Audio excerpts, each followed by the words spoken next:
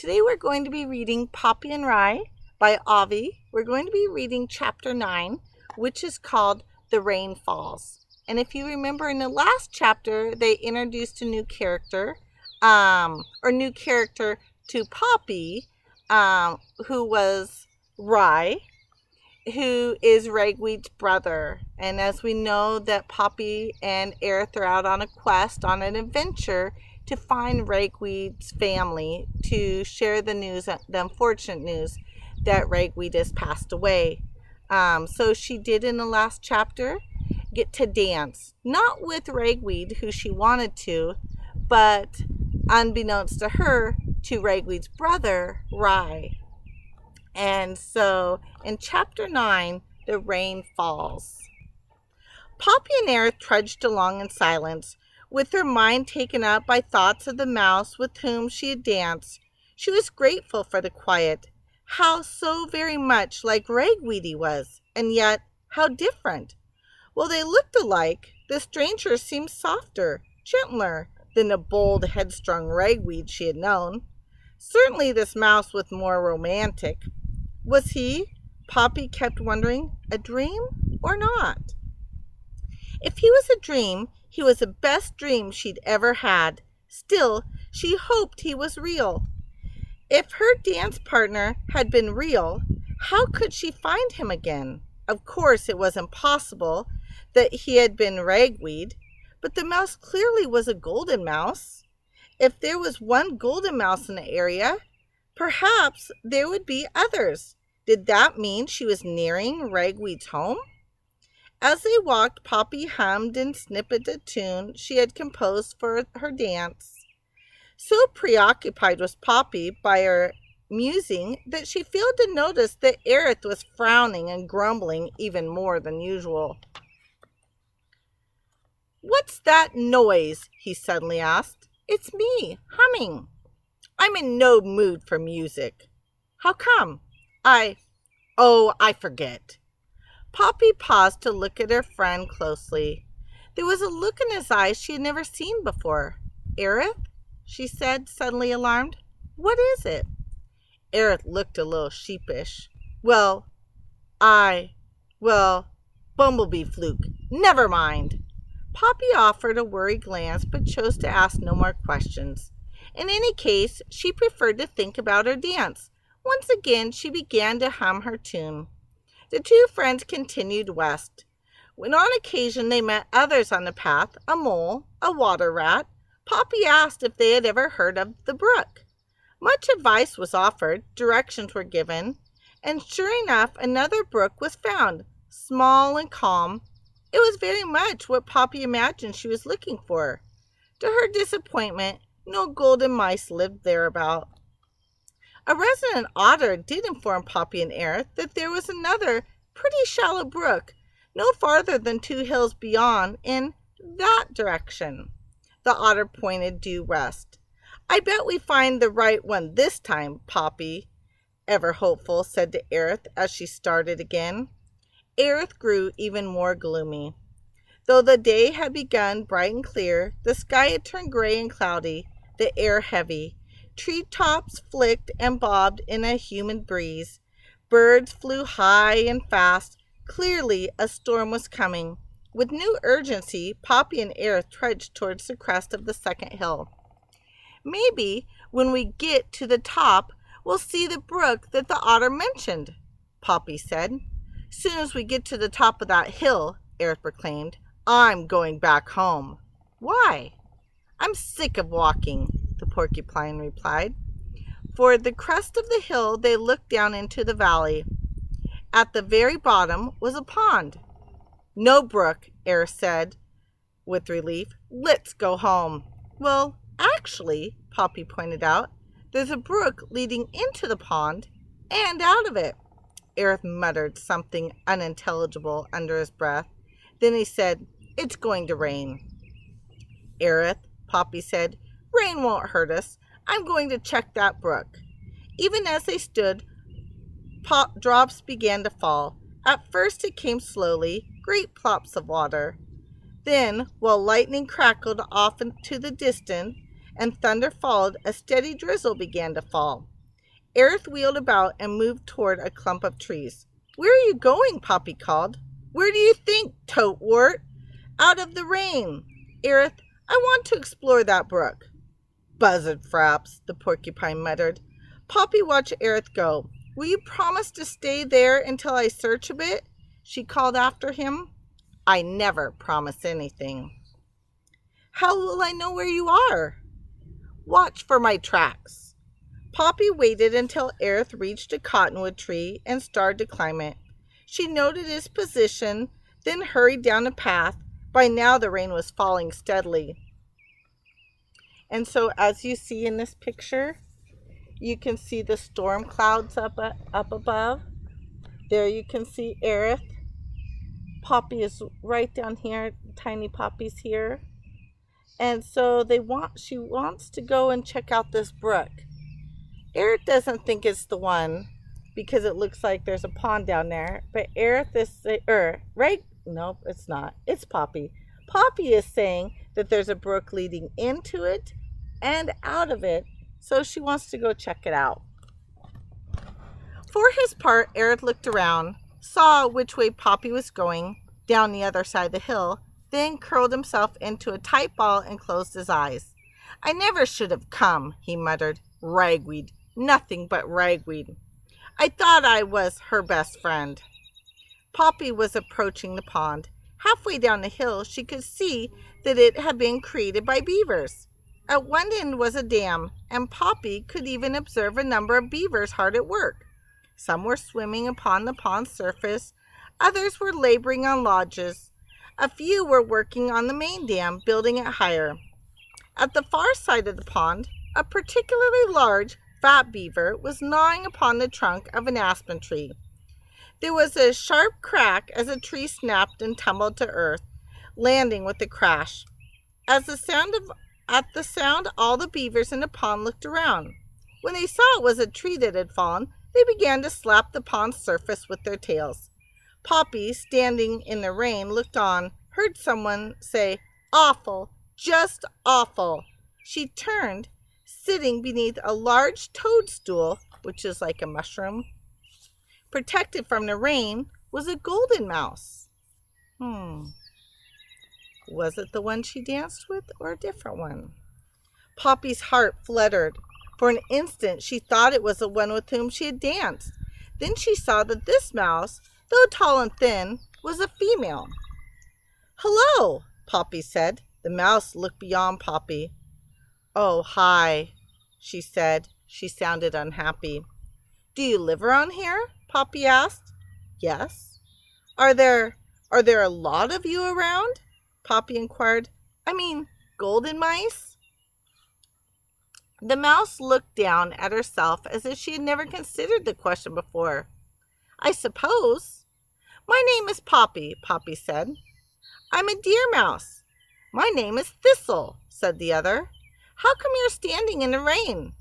"Oh, right, I am. May I join you?" "Sure." Now, if you think back to the beginning of the book, we know who Thistle is. And if you don't remember, you'll probably start to remember as we read further in the chapter. Poppy darted under the cover of the toadstool. Thistle, making room, asked, "Where are you from?" "Back east, over by Dimwood Forest." "Never heard of it," Thistle said with polite indifference. She had turned back to stare down at the pond. Water dripped from around the edges of the toadstool like tattered curtain. "I hate beavers," Thistle said. "Why?" "When they made that pond, they ruined everything for everybody. The brook used to be so cool." Poppy's heart gave a lurch. "Is that what you call it?" she asked. Her voice faltered. "The brook?" Thistle nodded. "You wouldn't think it used to be small and calm. Look at it now," she said sadly. Then she added, "Our home was right on the banks of the brook. No more. Flooded out. We had to move away because of them." And as we look at this picture right here, now I'm going to make an inference. And my inference is by looking at the face of this one, this mouse, I'm going to think that this is Thistle. You can kind of see a sad face looking up, And this one looks like it has more of a happier face. And so I'm thinking this one is Poppy. You can see the rain coming down the toadstool. The rain is dripping down the back. So now Poppy's starting to think, okay, you call it the brook. You call it the brook, and you've had to move away. You're a deer mouse. So, oh no, golden mouse. So now she's starting to make connections. Poppy was trying to restrain her growing excitement. Thistle? Poppy said nervously. What? Does the name ragweed mean anything to you? Thistle had been gazing mournfully down at the pond. At the name she whirled about. Ragweed? She cried. That's my brother. Do you know him? Have you seen him? Have you any idea where he is? Is he coming back? I can't tell you how much we need him. Instead of answering Thistle's barrage of questions, Poppy asked one of her own. Are your parents named Clover and Valoran? How did you know? Ragweed must have told you, but that means you do know him. Oh man, you gotta see my parents. Our nest isn't far, she went on. Come on, please tell me about Ragweed. What's he doing? You don't know how much we miss him. Do you know when he's coming? We really need him to come back. I've got tons of brothers, but Ragweed's the best. Managing to push down her emotions, but speaking in a strained voice, Poppy said, I think it's better to talk to your parents. Thistle darted into the rain. I'll take you. What did you say your name was? Poppy. Poppy, you won't believe how glad my parents will be to see you. With Thistle looking over her shoulder to make sure Poppy was following, the two mice made their way through the rain along a path that led uphill from the pond. The farther they went, the more nervous Poppy became. It's just over here, Thistle kept calling. They had come to a large boulder embedded in an outcropping of earth. A variety of shrubs and flowers rimmed the rock. In the rain, they seemed shrunken and cold. Poppy herself was thoughtfully soaked, as well as trembling. The wetness came from the rain, but the trembling came from her emotions. Though Thistle was just as wet, she was too excited to notice Poppy's state. Just follow me, the young mouse said, darting along the base of the rock. Then, plunging into the small hole, which was screened by some flowering rose crown, at the entry hole, Poppy paused to give herself strength. Why did I ever want to do this? She wondered to herself. Thistle popped back up out of the hole. Come on, she called, then plunged down the tunnel again. A reluctant Poppy followed at a slower pace. She could hear Thistle yell, Ma, Pa, everyone, guess what? Someone's come with news about ragweed. Full of dread, wishing the tunnel were 100 miles long, Poppy crept the whole way. All the same, within moments, she entered the nest. In a glance, Poppy saw the nest for what it was, a single, shabby room stuffed with golden mice. Golden mice tended to be bigger than deer mice. So Poppy's first sensation was not only that there was a lot of them, but they all seemed quite large. But Poppy had not the slightest doubt she was in the presence of Ragweed's family. The resemblance was uncanny. It was as if she were in a room full of familiar ghosts. She felt weak. There were the 2 adults, Clover and Valoran, plus 11 children. The children ranged from fully grown young adults to squeaking infants, one of which was being burped on Clover's shoulder. When Poppy entered the nest, the golden mice stared at her with twitching ears and wide eyes. This is Poppy, Thistle announced excitedly. How do, Valoran said, standing tall and thin, and fussing with his whiskers. There was a tremor in his voice. Clover, very pale, said nothing. Her eyes, black, open wide, just stared at Poppy. Her whiskers were shaking. Thistle cried, Poppy knows all about ragweed, don't you? Poppy was so choked with emotion, it was all she could do to nod a response and gaze from face to face. Suddenly, she stopped. At the back of the pack was a mouse she had danced with. There was the same sweet, soft, noble face, the same right ear with a notch. Their eyes met and held. Poppy's heart fluttered. Grief, joy, relief, sadness, all mingled, but in such confusion she hardly knew what she felt. She lowered her eyes. Valorin, his voice husky, spoke out. My dear Miss Mouse, do you have some news about our son Ragweed? Yes, Poppy managed to say. What's happened to him? Clover blurted out. When is he coming home? Poppy found it impossible to speak. Instead, she sought out the face of her dancing partner. Once again, their eyes met. How she wished he were not there. How she wished she was not going to say what she had to say. Please, she heard Clover beg as if from some distant place. I really must know. As Clover spoke, she stood up, infant still in her arms, and reached a paw to touch Valorin as if she were in need of steadying. Her round, heavy body seemed uncertain on her stubby legs. Poppy turned back to Clover. I'm afraid, Ragweed. The next word stuck. She could not speak the word. She had to force it out. Ragweed is dead, she finally said, her voice tiny. Utter silence, so that means complete silence. Dead? A small voice, a youngster's, echoed. Dead? Clover repeated. Poppy could only nod yes. Valorin cleared his throat. But how? He managed to ask. An owl killed him. Remember what the owl's name was? Yeah, Mr. Okax. An owl? Someone said, and then all was silent again. Suddenly, Clover sat down. My poor sweet boy, she sobbed. Can you tell us more? Valorin asked in a choked voice. Poppy closed her eyes. When she opened them, she sought out the face of the mouse with whom she had danced. When she found it, it was full of awful sadness. We were in love, Poppy said. We were going to get married. And here's a picture. I know it's kind of hard to see, but as you can imagine, under this big boulder, the light there shining on Poppy as the shadows in the background are all of the brothers and sisters and Valorin and Clover as Poppy's trying to tell the story of what happened to Ragweed. Oh my, Clover murmured, putting a paw on her trembling lips. Valorin swallowed hard, clearing his throat, and said, Poppy, I want to thank you for coming and telling us. He wiped a tear from one cheek and then the other.